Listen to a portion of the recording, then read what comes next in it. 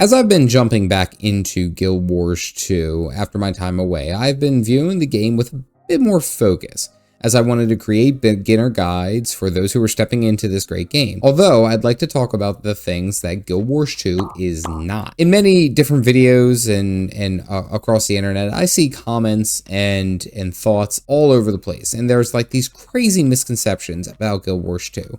And I'd like to explain some of them that are common but incorrect here today. So the first big misconception is that this game is free to play. It is free technically to download and play in the literal sense of the words, but it's actually more like a free trial. When you log in to Guild Wars 2, there are certain limitations that are involved with the experience and what you get to do. And while you don't necessarily have to pay a dime, there are many things that are kind of throttled.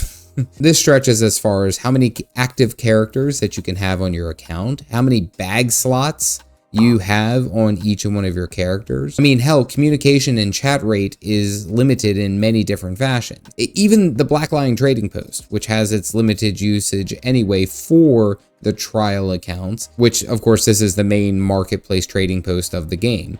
Now, to be fair, I do believe that the throttle experience may be because it was looking to avoid bots and gold resellers, and I will just say I would be lying to you if there weren't bots and resellers in this game in some aspect. The problem is an unfortunate side effect, which is the living players who actually get into the game have a heavily throttled experience. It's not the best landing experience when you get in here. The free-to-play account allows you to work up through the main core Tyrian experience with some minor restrictions that open up as you level up. But overall, if you're interested in the gameplay or the main story, you don't really miss out on this aspect. And I think that's kind of where the developers really try to get that hook into you of, hey, this game could be a lot of fun. Check out the cool combat, check out the story, and understand it from there. So you're not necessarily getting the full free-to-play experience, but it is more like a trial. You enjoy the gameplay loop and you purchase the game and go on from there. Again, I said ideally this is the right way that this happens. The next misconception that I love to point out is that this game is dead. I see this all the time. I get comments even to this day where people are like, oh my God, this game is dead. Good God, the amount of doomers online who love throwing that out there. LOL, dead game. Nobody plays, nobody's here. It's like they've never played an MMO before. MMOs, of course, have their peaks and valleys, and while Guild Wars 2 is a bit more consistent recently with their releases of content,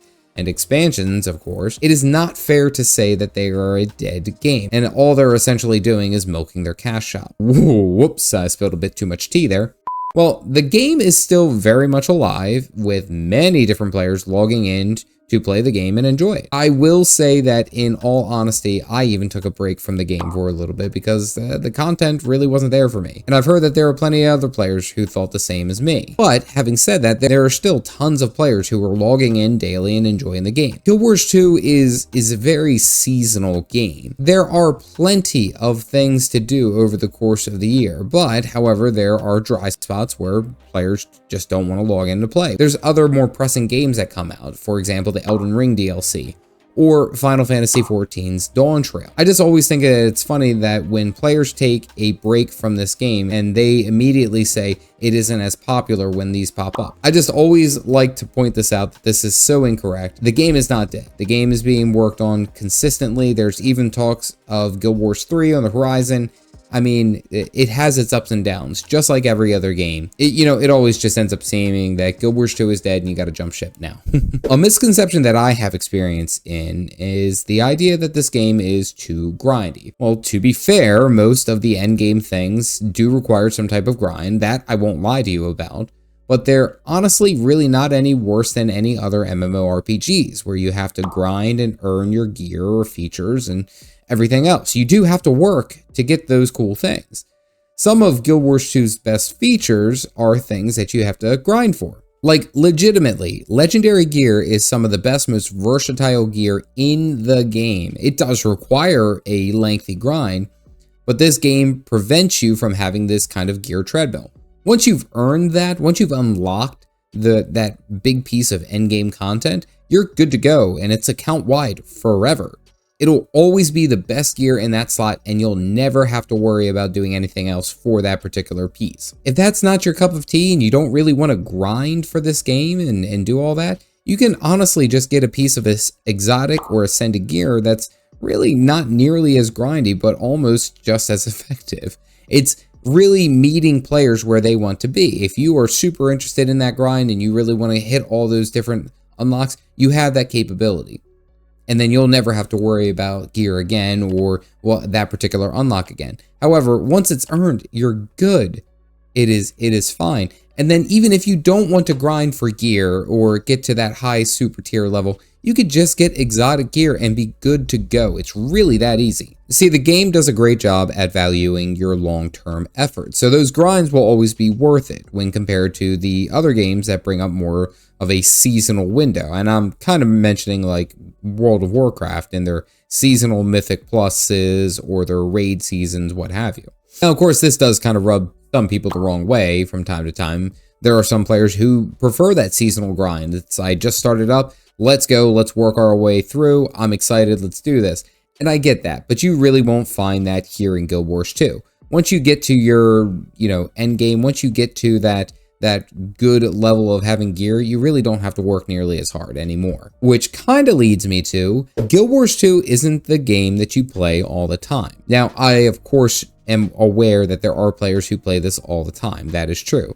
But that's definitely something I got wrong with this game, is that it isn't built the same way as other MMOs, where you would spend thousands of hours each month playing the game over and over again, really only get to minuscule power level increases.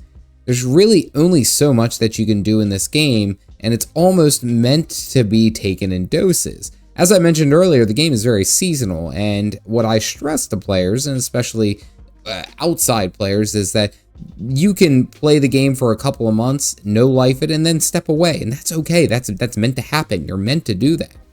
It's really not punishing you for jumping off and playing another game for a few weeks, or hell, even a few months, only to jump back into Guild Wars 2 when you're ready for another expansion, or you want to try something, an update that came out. Legit, now I've done this for Janthier Wilds, and it has been one of the best decisions that I've made about this game. I got to experience a bunch of other games, including Path of Exile, Lord of the Rings Online, and now Final Fantasy XIV, and I was able to log back in without missing a beat. I didn't miss a thing. It's such a good experience for this value. And that misconception that I would stress is that you would have to quote unquote work your ass off and focus only on this game for so many months.